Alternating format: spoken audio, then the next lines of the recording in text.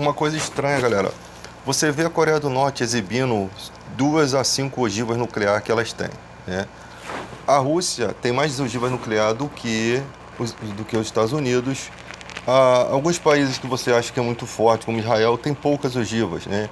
E tem as ogivas ativas, aquelas que já estão prontas, né? E outras que precisam de ser lançadas para poder explodir. Tá.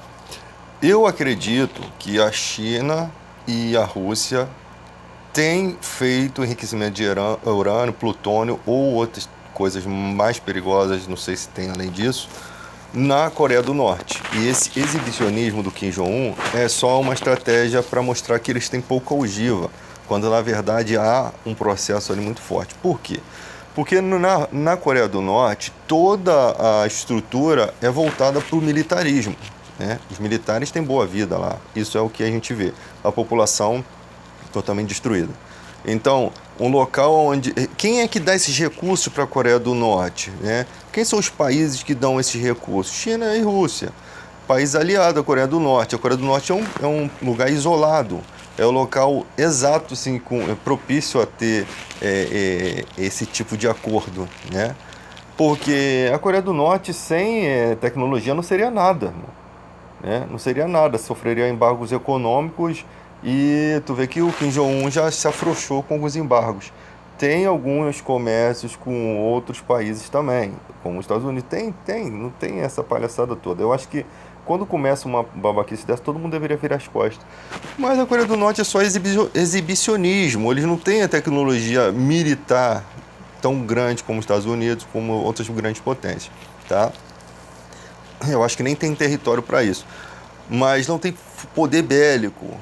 Agora, o que pode ser feito lá sem restrições é todo tipo de coisa. Não tem ninguém que vá lá fazer fiscalização das ogivas.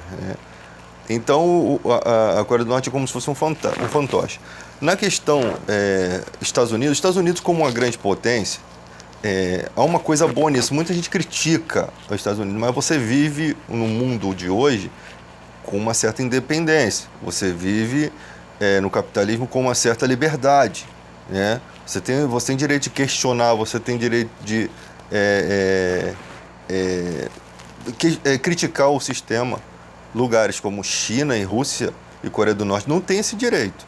Então você vê países que cerceiam o direito das pessoas, com argumentos até bons, lógicos. Você tem a Rússia poderosa nas questões virtuais, nas questões de computador, de invasão, de hackers. Os caras são poderosos, irmão. Então você tem uma guerra cibernética rolando e tem um confronto armado que é uma coisa como se estivesse jogando um War, uma coisa, né? Se a Ucrânia estivesse fazendo parte da OTAN, ia ficar muito ruim para a Rússia. Eu não creio que a Rússia iria tomar a Ucrânia se ela estivesse fazendo parte da OTAN. Eu não creio nisso, que aí sim, Terceira Guerra Mundial, mesmo com todo esse poderio bélico da Rússia e os riscos que a China ia não ia dar para todo mundo que se aliasse, porque tem muito mais gente do lado da OTAN do que do lado deles, eles estão isolados. Então talvez essa situação, que é horrível, possa fazer a população pensar de forma diferente. Eles estão tentando se levantar. Eles estão tentando o extremismo contra o mundo.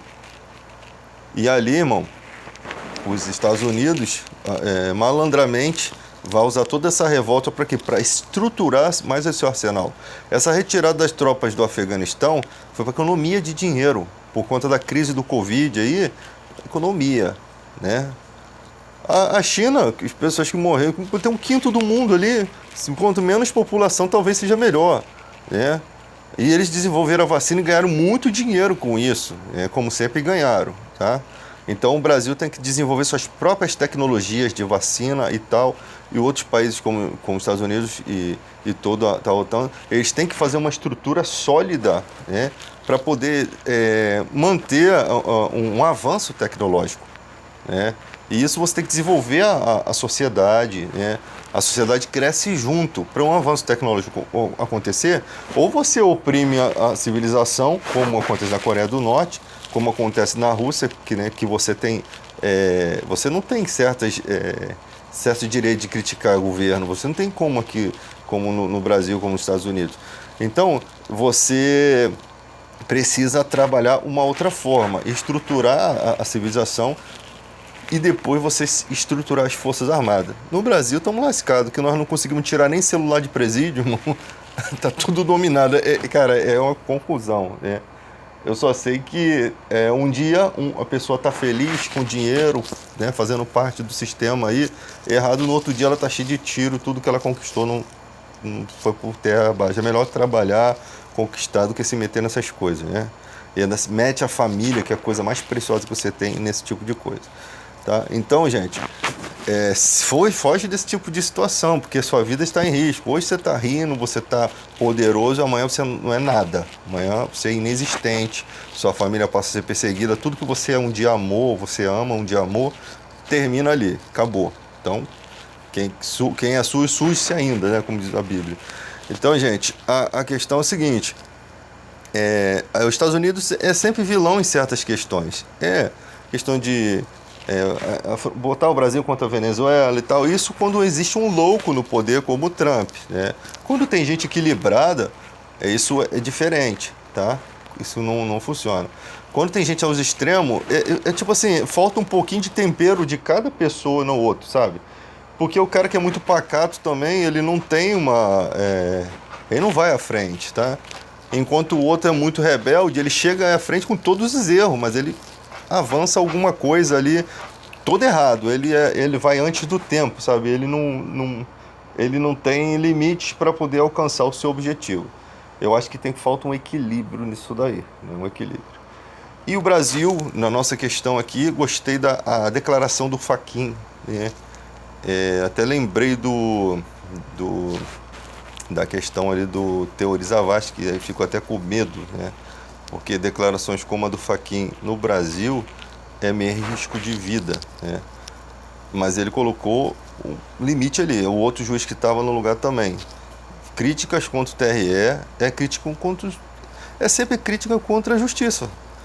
Você tem uma crítica, você é a favor da ditadura, você tem uma crítica a favor da ditadura, você está sendo contra o julgamento do STF que condenou a ditadura. Então, a guerra deles é contra o sistema judiciário, porque o sistema judiciário é o detentor da Constituição, né? O guarda da Constituição, e eles sempre tentam ferir a Constituição, né?